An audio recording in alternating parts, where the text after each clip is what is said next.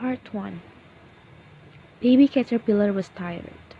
All summer long she had been traveling slowly through the green world where she lived, and feeding on the green leaves that grew near her home. Now, autumn had come, and Mother Nature had given a holiday to the leaves, who put on their new dresses of red and gold and played tag with the breezes.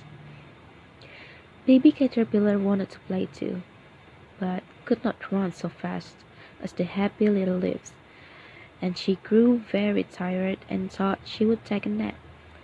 So she found a cozy place among the branches of a grapevine and made herself a soft, silky blanket. Then she rolled herself away within it, and then, in her queer little cradle, went to sleep. One night, late in the fall, Jack Frost came over the hill. He spied the cradle swinging to and fro, and began to play roughly with it, for he is a roguish little fellow, and touches everything that comes in his way. But the warm blanket hid the little sleeper so that Jack could not find her.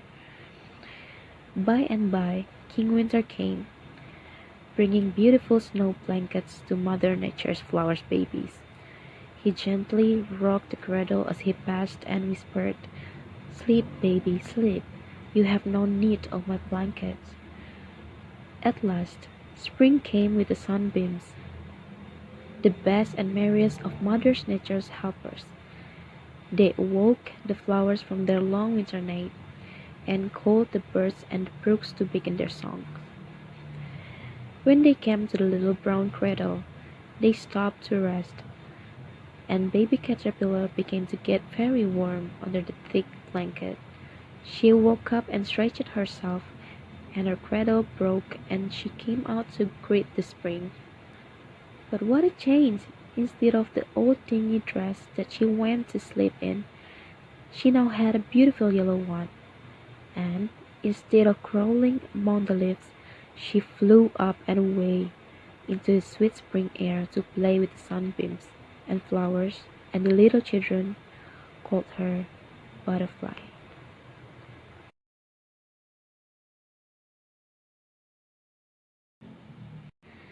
Part 2. Genetically modified or GM food is food, either a plant or animal, that has been altered in the laboratory by scientists. The scientists take something from one plant or animal and add it to a different plant or animal to make it grow in a different way. Benefit of this genetically modified food is better or healthier than the other food or plant. The first benefit is genetically modified plants using fewer pesticides, which are less expensive, and the environment is cleaner and food is cheaper. The second benefit is they grow better than normal plants.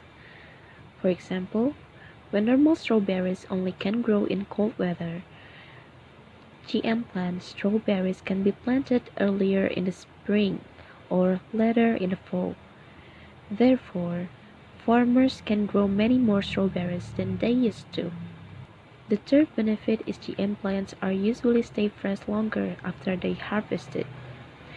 For example, tomatoes stay fresh in the store for 2 months instead of 1 or 2 weeks. So there's more time to get the food to the store, and the store have more time to sell the food. That's great benefit to have food that stay fresh longer.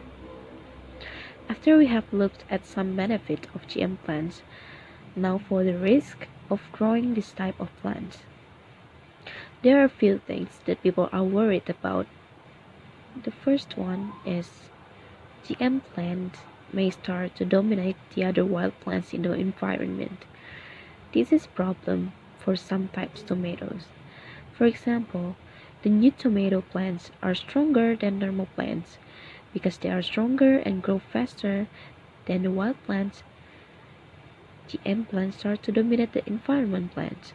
It's causing the wild plants to die. So, having one plant dominate the other plants is not good for the environment. Another risk is GM plants will hurt animals and insects in the environment.